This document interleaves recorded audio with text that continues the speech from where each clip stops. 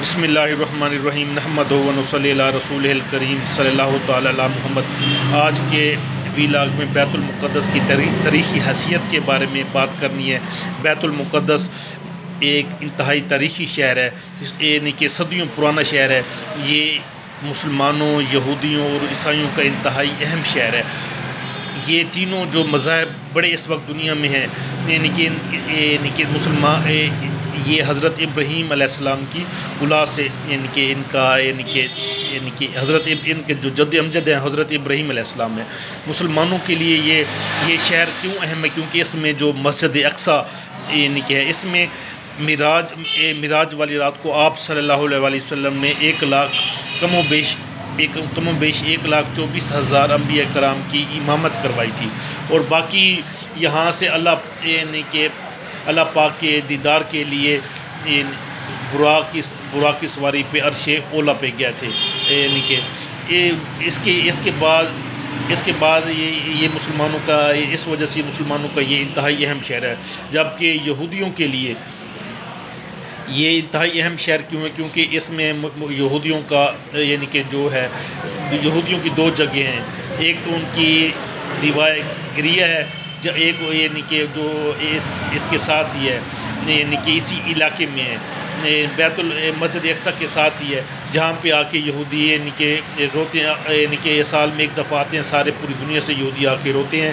اور وہاں پہ آ کے عبادات کرتے ہیں۔ اور دوسرا ان کا جو ہے یعنی کہ ہیکل سلیمانی، یعنی کہ وہ ان کے لیے انتہائی یعنی کہ اہم ہے، لیکن اس وقت وہ ہیکل سلیمانی موجود نہیں ہے، کیونکہ اس کو تو جو ہے نا رومن امپائر نے گرا دیا تھا۔ باقی عیسائیوں کا جو ہے نا وہ یعنی کہ یہاں پہ حضرت عیسیٰ علیہ السلام کی جو یعنی کہ وہ جگہ، وہ چرچ ہے، جہاں پہ یعنی کہ حضرت عیسیٰ علیہ السلام کو جس جگہ پہ ان کو یعنی کہ نہایا گیا تھا اور ان کو جو ہے نا صلیب پہ چڑھایا گیا تھا، اس جگہ پہ آج ایک چرچ ہے۔ تو وہ یعنی کہ عیسائیوں کے لیے بھی اس وجہ سے یہ شہر انتہائی اہم ہے۔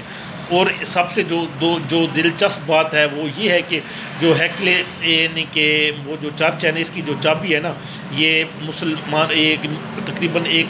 مسلمان خاندان ہے جس کے پاس یہ چابی ہے۔ 800 سال سے وہ مسلمان خاندان ہے جس کے پاس یہ چابی ہے۔ وہی خاندان صبح اس چرچ کو کھولتے اور شام کو بند کرتے، کیونکہ عیسائیوں میں کافی یعنی کہ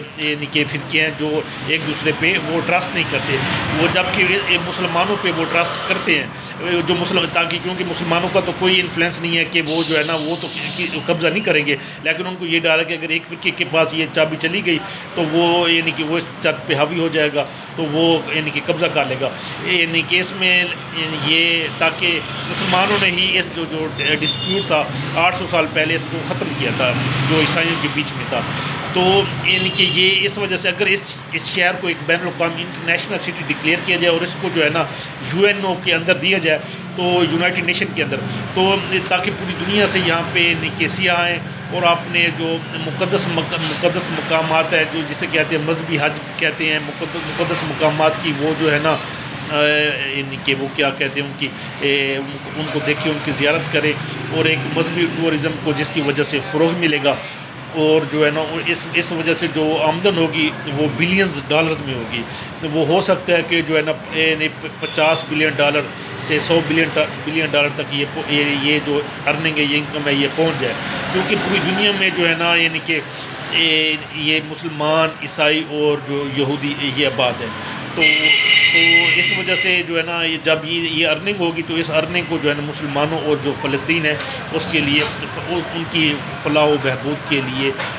یہ اس پر ارننگ کو استعمال کیا جائے، اور یہ آپس کی جو خانہ جنگی ہے